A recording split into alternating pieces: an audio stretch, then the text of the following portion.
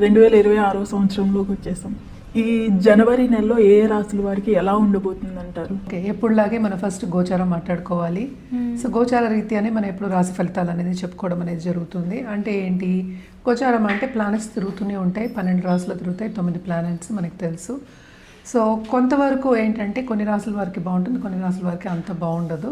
So జనరల్గా మాట్లాడుకోవాలి అంటే ఫస్ట్ మనం నేను ఎప్పుడైనా మాట్లాడే స్టార్టింగ్ ఏమో శని భగవాన్తో మొదలెడతాను. శని ప్రస్తుతం ఏంటంటే మీన రాశిలో ఉన్నారనమాట. సో ఆయన ఈ నెల అంతా ఇక్కడే ఉంటున్నారు, ఈ సంవత్సరం కూడా ఇక్కడే ఉంటున్నారు. అలాగే మనం చూసాము అంటే జూపిటర్, నెక్స్ట్ మనకి గురు మహారాజేమో మనకేమో ప్రస్తుతం జెమిని అంటే ఏంటి మిథునంలో ఉన్నారు, ఆయన రిట్రోగ్రేషన్లో ఉన్నారనమాట. ఈ నెల అంతా ఇక్కడే ఉంటారు. తర్వాత మనకి మోస్ట్ ఇంపార్టెంట్ మనం చెప్పుకోవాలి అంటే కనుక సూర్య భగవానుడు సంక్రమణ జరగబోతోంది. అది జనవరి 14కి ఎక్కడ మకరానికి. సో మకర సంక్రాంతి అనేది మనకి స్టార్ట్, అంటే సంక్రాంతి నుంచి మనకి స్టార్ట్ అయినప్పుడు ఉత్తరాయణం అనేది స్టార్ట్ అవుతుంది. సో ఇప్పుడు దీని తర్వాత మనకి ముహూర్తాలు ఉంటే మనకి తెలుసు, జనవరి ఎండ్ నుంచి ఫిబ్రవరి మనకి ఏప్రిల్ అంతవరకు మంచి ముహూర్తాలు ఉంటాయి, చాలా పెళ్ళిళ్ళు అవుతాయి, మంచి జరుగుతుంది, చాలా బాగుంటుంది అని చెప్పడం జరుగుతుంది. అదొకటి కాకుండా మనం నెక్స్ట్ మనం మాట్లాడవలసింది మార్స్ అంటే కుజుడేమో ప్రస్తుతం మనకి ధనుర్లో ఉన్నారు. మనం మాట్లాడుకున్నాం కూటమి జరుగుతోంది అని చెప్పేసి ధనుర్లో. సో ఆయన ఏంటంటే మనకి 16th జనవరికి ఏంటంటే మకరానికి మూవ్ అవుతున్నారనమాట. అలాగే నెక్స్ట్ మనం మాట్లాడుకోవాల్సింది శుక్రుడు కూడా మనకి ఏంటంటే మనకి ధనుస్లో ఉన్నారు. ధనుస్ నుంచి మనకి మకరానికి 13th జనవరి వెళ్తున్నారనమాట. మళ్ళీ నెక్స్ట్ మోస్ట్ ఇంపార్టెంట్ ప్లానెట్ మనకి బుద్ధి జ్ఞానం ఇచ్చేది మనకి బుధుడు.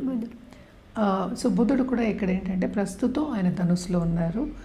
అంటే 17th జనవరికి ఏమో మకరానికి వెళ్తున్నారు అనమాట. మళ్ళీ ఏంటంటే మొత్తం కూటమి మనకి ఇక్కడ మకరంలో జరగబోతుంది అనమాట. నెక్స్ట్ మనం మాట్లాడుకోవాల్సింది రాహుకేతువులు. రాహు ఏంటంటే ప్రస్తుతం కుంభంలో ఉన్నారు, కేతు ఏమో మనకి తెలుసు సింహంలో ఉన్నారు. సో ఈ రెండు కూడా ఈ నెల అంతా ఇక్కడే ఉంటున్నాయి అన్నమాట. సో ఇదన్నమాట గ్రహచారం. మనం దీన్ని బట్టి మన రాశి ఫలితాలు అనేది మాట్లాడుకోవాలి. ఎప్పటికైనా సరే జనరల్గా మనం ఈ నెల ఏం చేయాలి అంటే కనుక తప్పక ఎవ్రీ డే సూర్యభగవాన్, ఎందుకంటే మేజర్ మూమెంట్ సూర్యుడు ఉంది. అలాగే మనకి ఈ గ్రహాలన్నీ మూమెంట్లు ఉన్నాయి కనుక సూర్యభగవాన్ని రోజు అర్ఘ్యం ఇవ్వడం కానీ, అలాగే ఏంటంటే కాసేపు ఎండలో వెళ్ళి స్పెండ్ చేయడం కానీ చాలా మంచిది. అన్ని రాసుల వారు జనరల్గా మనం చెప్తాం హెల్త్కి మంచిది. అలాగే అర్ఘ్యం ఇచ్చినప్పుడు ఏంటంటే చాలా ఒంటికి కూడా మంచిది. అర్ఘ్యం ఇస్తాం కదా, ఆ నీళ్ళు కూడా తాగుతారు. సో అది ఇచ్చినప్పుడు కూడా చాలా మంచిదన్నమాట. సో ఇది ఫస్ట్ సూర్యభగవానికి కంటిన్యూస్గా పూజ చేయొచ్చు. అలాగే నవగ్రహ చుట్టూ ప్రదక్షిణ చేయడం కానీ, నవగ్రహ పూజలు చేయడం కానీ చాలా మంచిది. మనకి తెలుసు సూర్యభగవానుడు జనరల్గా మనం ఎప్పుడు చెప్పేది సోలార్ సిస్టమ్కి మనం కింగ్ అని చెప్పుకుంటూ ఉంటాం, అంటే అధిపతి కింద నేను చెప్తాను. అన్నీ సూర్యుడి చుట్టూ తిరుగుతూ ఉంటాయని చెప్తూ ఉంటాం, మనకి తెలిసిందే. సో సూర్యుడిని కొలవడం అనేది ఈ నెల అంతా చాలా చాలా మంచిదన్నమాట. ఎవరైనా దేవి పూజలు చేస్తే తప్పక దేవి పూజలు చేయండి, చాలా చాలా మంచిది. అలాగే రుద్రాక్ష విషయానికి వస్తే కనుక తప్పక వీళ్ళ ఏకముఖి రుద్రాక్ష వాళ్ళు తీసుకుని ధరించడం అనేది చాలా మంచిది ఈ నెలలో ఎస్పెషలీ. అలాగే మనకి తెలుసు జనవరి కూడా first month of the year. So ఏకముఖి ధరించడం అనేది మంచిది. అలాగే ఏంటంటే ఎవరైనా నేను ఇందాక చెప్పినట్టు దేవి పూజలు చేస్తున్న వాళ్ళైతే తప్పక ఏ దేవి పూజలు చేస్తున్నా కూడా ఆపద్దు, కంటిన్యూ చేయండి. సో ఇవి జనరల్ రెమెడీస్. ఒక్కొక్క రాశి వారిగా మనం రెమెడీస్ అనేవి మాట్లాడుకోవడం అనేది జరుగుతుంది. సో ఎవరెవరికి ఏల్నాటి శని ఉందో ఇప్పుడు చూద్దాము. ఏల్నాటి శని ఉన్న వాళ్ళు ఏంటంటే మనకి మేషానికి, అలాగే మీనానికి, అలాగే కుంభానికి. సో కుంభానికి ఏంటంటే లాస్ట్ ఘట్టం, అంటే లాస్ట్ 2.5 years. అలాగే మీనానికి సెకండ్ ఘట్టం, ఇంకా ఏంటంటే ఇంకా 5 ఏళ్ళ లోపల ఉందన్నమాట.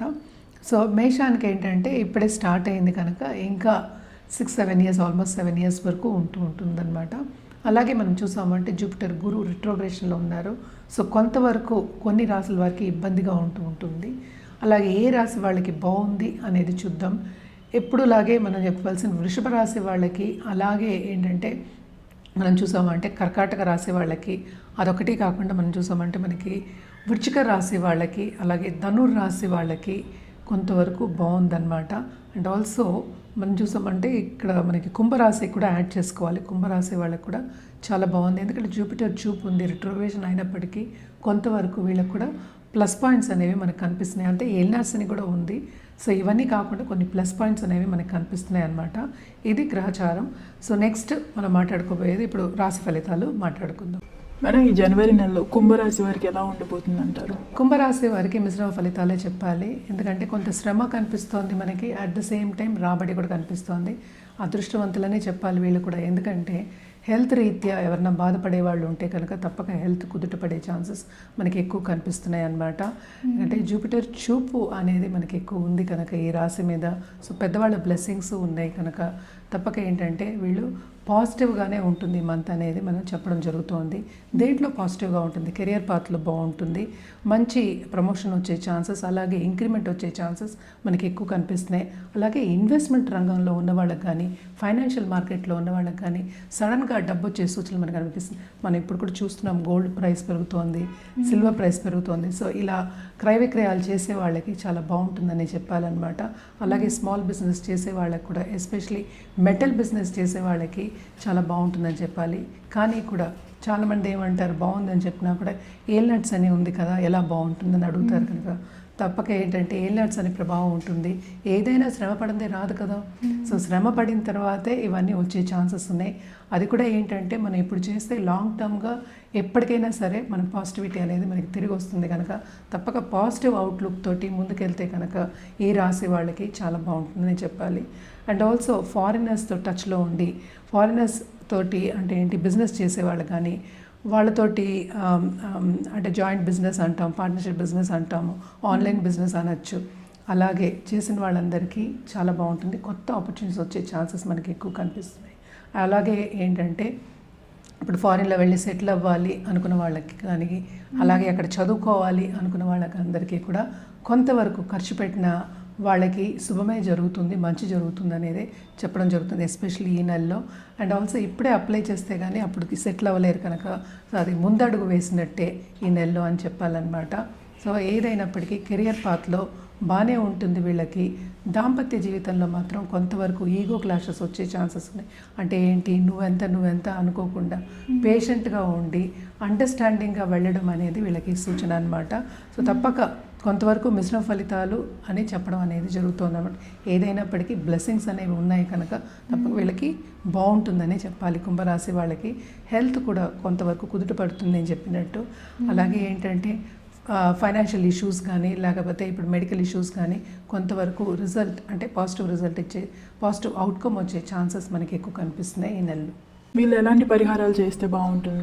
వీళ్ళు కూడా తప్పక రాహుకేతు పూజలు చేయవలసిందే ఫస్ట్. దాని తర్వాత శనికి దానం ఇవ్వడం అనేది వెరీ ఇంపార్టెంట్. అంటే శని దానం అంటే ఏం చేయాలంటే నల్ల నువ్వులు, ఒక నల్ల మేకు, నల్ల గొడుగు, లేకపోతే నల్ల గుడ్డలో ఇచ్చి కలిపి మనం బ్రాహ్మడికి ఇవ్వడం అనేది మనం దానం కింద చెప్తూ ఉంటాము.